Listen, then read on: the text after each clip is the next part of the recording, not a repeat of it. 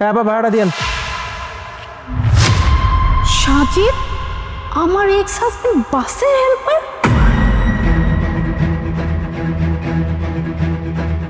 আপা ভাড়াটা দিয়েন। কই যাবেন? উত্তরা। উত্তরা, 10 টাকা। জি, দিতেছি।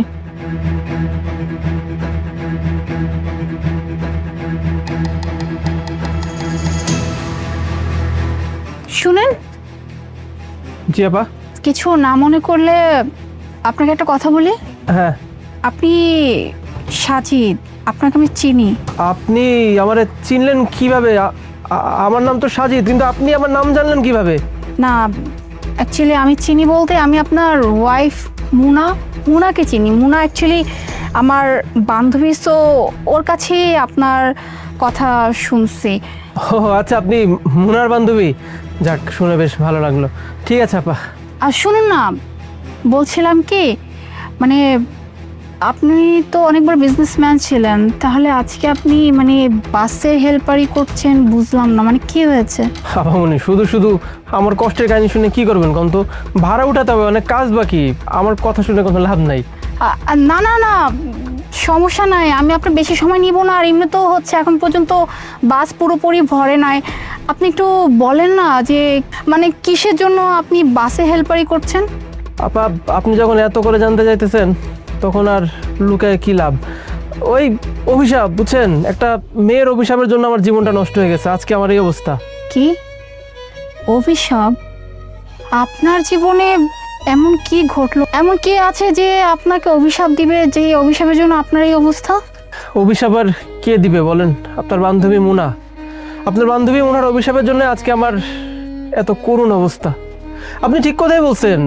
একটা সময় আমার অবস্থা বেশ ভালো ছিল, বেশ ভালো বিজনেস করতাম আমি, বাইং হাউস ছিল, সব কিছুই ভালো চলছিল। আপনার বান্ধবীকেও তো আমি ভালোবেসে বিয়েটা করেছিলাম, তাই না? হঠাৎ করে না আমার জীবনটা কেমন যেন এলোমেলো হয়ে যায়। আমার পিয়ে আমার পিয়ে নদীর সঙ্গে আমার একটা সম্পর্ক গড়ে ওঠে। পরে আস্তে আস্তে সম্পর্কের মাঝে ঘনিষ্ঠতাও বাড়তে থাকে। এক পর্যায়ে গিয়ে আমি নদীর সঙ্গে অনেক ডিপলি একটা সম্পর্কে জড়িয়ে পড়ি। আর এই কথাটা যখন আপনার বান্ধবী জানতে পারে, আপনার বান্ধবী মানসিকভাবে অনেক ভেঙে পড়ে। ও আমাকে অনেকবার বুঝাইছিল, অনেকবার বলতো যে সাজিদ, তুমি চোখে কাঠের চশমা পরে আছো তো, তাই বাস্তবতা তুমি দেখতে পারছো না। নদী তোমার আন্ডারে চাকরি করে, সেই নদী যখন তোমার এত টেক কেয়ার করছে, তার মানে বুঝতে হবে সেখানে কোনো একটা স্বার্থ আছে। আর স্বার্থ এটাই যে ও শুধুমাত্র তোমার টাকা পয়সাকে ভালোবাসে, তোমাকে ভালোবাসে না। কিন্তু আমি তো নদীর প্রেমে পাগল হয়ে গেছিলাম। একটা সময় গিয়ে আপনার বান্ধবীকে আমার কাছে খুব বিরক্তকর লাগতে থাকে। বাধ্য হয়ে আমি ওকে ডিভোর্স দিয়ে দিই। যেদিন আমি আপনার বান্ধবীর হাতে ডিভোর্স লেটারটা ধরিয়ে দিই না, সেদিন আপনার বান্ধবী আমার পা ধরে কান্না করতে থাকে, অনেক কাকুতি মিনতি করতে থাকে। কিন্তু আমি না পাষাণ হয়ে গেছিলাম, জানেন তো। কিছুতেই আপনার বান্ধবীকে আমার সহ্য হতো না। বাধ্য হয়ে আপনার বান্ধবীকে ছেড়ে চলে যাই, বিয়ে করি নদীকে। আর সেটাই হয়তো ছিল আমার জীবনের সব থেকে বড় কাল। বিয়ের প্রথম প্রথম সব কিছু ঠিকঠাকই চলছিল, কিন্তু বিয়ের 6 মাসের মাথায় গিয়ে আমি জানতে পারি নদী আমার কাছ থেকে ছলে বলে কৌশলে কখন যে আমার টাকা পয়সা, ব্যাংক ব্যালেন্স, এমনকি আমার ব্যবসার প্রতিষ্ঠান নিজের নামে লিখিয়ে নেয়, আমি কিচ্ছু বুঝতে পারি নাই। একদিন হঠাৎ করে আমাকে এসে বলে বাসা থেকে বের হয়ে যেতে। আমি তো বলি যে এটা আমার বাসা, আমি কেন বের হয়ে যাবো? ও তখন আমাকে বলে যে এই বাসাটা নাকি এখন আর ওর, মানে আমার এই বাসাটা নাকি এখন আর আমার নাই। কারণ ওই যে আমি তো ছলে বলে কৌশলে কখন যে ওকে সিগনেচার করে দিয়েছি দলিল, আমি আমি নিজেও বুঝতে পারি নাই। তারপর থেকে না আমি পুরো নিঃস্ব হয়ে গেছি, জানেন তো, রাস্তার ফকির হয়ে গেছি। আমি ঘুরে দাঁড়ানোর অনেক চেষ্টা করি, কিন্তু কিছুতেই না ভাগ্য আমার সহায় হচ্ছিল না। চাকরি খুঁজছি অনেক, কিন্তু কোথাও চাকরি পাই নাই।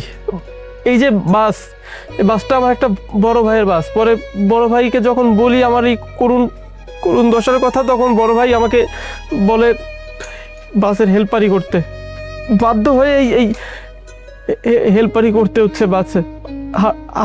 হাজারো পেট তো চালাতে হবে নাকি? ও আচ্ছা, শুনে খুব খারাপ লাগলো। আপনি কি একটা মানুষ ছিলেন, আর আজকে আপনাকে সময় কোথায় নিয়ে আসছে। আচ্ছা, মুনা তো আপনাকে অনেক ভালোবাসতো। মুনার কাছে সবসময় আমি আপনার গল্প শুনেছি। আপনার জীবনে যে এত কিছু ঘটে গেছে, বা আপনি যে এমন বাজেভাবে প্রতারিত হয়েছেন, আপনি চাইলে তো মুনার কাছে ফিরে যেতে পারতেন। মুনার কাছে গিয়ে সব কিছু খুলে বললে, ক্ষমা চাইলে হয়তো আপনাকে ক্ষমা করেও দিতে পারতো। আপা, এটা কোনো কথা বললেন আপনি? যে মেয়েকে আমি এতটা কষ্ট দিলাম, তাকে ঠকালাম, সেই মেয়ের কাছে আমি আবার কোন মুখ নিয়ে ফিরে যেতাম?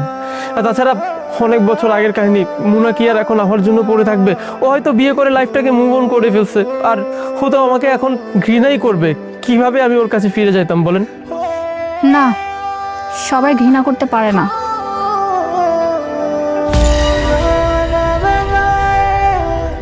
মুনা, তুমি এখানে, মুনা আমাকে মাফ করে দাও। আমি তোমার সঙ্গে অনেক বড় অন্যায় কাজ করছি। তুমি তো দেখতেই পারতেছো আজকে আমার কি অবস্থা, সবই তোমার অভিশাপের জন্য। মাফ চেয়েছো তুমি আমার কাছে? যখন আমি তোমার চোখের সামনে আসলাম। সাজিদ, তোমার জীবনে এত কিছু ঘটে গেছে, তুমি একটাবার আমার সাথে কেন যোগাযোগ করলে না? হ্যাঁ, আমি মানছি যে তুমি তুমি আমাকে ধোঁকা দিছো, আমাকে ছেড়ে তুমি অন্য একটা মেয়ের কাছে চলে গেছো। আমি অনেক কষ্ট পেয়েছি জানো, কারণ আমি তো তোমাকে অনেক ভালোবাসতাম, তাই না? তুমি ছাড়া তো আমার আর জীবনে কেউ ছিল না। ইভেন তুমি যখন আমাকে ছেড়ে দিয়েছো, বিশ্বাস করো আমার জীবনটা পুরো এলোমেলো হয়ে গেছিল। আমি তো একটা পর্যায়ে এটাই ভেবে নিয়েছিলাম হয়তো আমি নিজেকে শেষই করে দিব। কিন্তু আমার ফ্যামিলি, আত্মীয়, পরিবার, বন্ধু বান্ধব সবাই মিলে আমাকে অনেক বুঝাইছে। যদি ওরা না থাকতো তাহলে আজকে হয়তো তোমার সামনে আমি থাকতামই না। যাই হোক, তুমি আমার কাছে ক্ষমা চাইছো না, আমি তোমাকে ক্ষমা করব। তবে আমার একটা কন্ডিশন আছে। তুমি যেই কন্ডিশন বলবা, যা করতে বলবা, আমি সব করতে রাজি। তারপর আমাকে মাফ করো, এই অভিশাপ থেকে মুক্ত করো আমাকে। কন্ডিশনটা তেমন কিছু না। কন্ডিশনটা হলো আমাকে আবার তোমাকে বিয়ে করতে হবে। মানে কি? তুমি পাগল হয়ে গেছো মুনা? আমি তোমাকে এতটা কষ্ট দিলাম, তোমার জীবনটা নষ্ট করে দিলাম, এত কিছুর পরও তুমি এখন আবার আমাকে বিয়ে করতে চাও? এটা হয় না মুনা। ওই যে বললাম না, ভালোবাসি। আর ভালোবাসা এমন জিনিস যেটা আসলে চেঞ্জ করা যায় না। হ্যাঁ, তুমি অনেক বড় অন্যায় করছো আমি জানি, কিন্তু বিশ্বাস করো আমি যখন আজকে আমার চোখের সামনে তোমাকে দেখলাম, আমার ভিতরে যত কষ্ট ছিল, যত অভিমান ছিল তোমার প্রতি, সব শেষ হয়ে গেছে। আমি আর তোমাকে সেকেন্ডবারের মতো হারাতে চাই না। তাই আমি চাই তুমি আবার আমার জীবনে ফিরে আসো, আমরা আবার একসাথে থাকি। তুমি যখন এত করে বলছো, আমার কোনো আপত্তি নেই। তবে কথা দিচ্ছি, আজকের পর কোনোদিনও তোমার কথার অবাধ্য হব না। যতদিন বাঁচবো একসঙ্গে বাঁচবো, কথা দিলাম।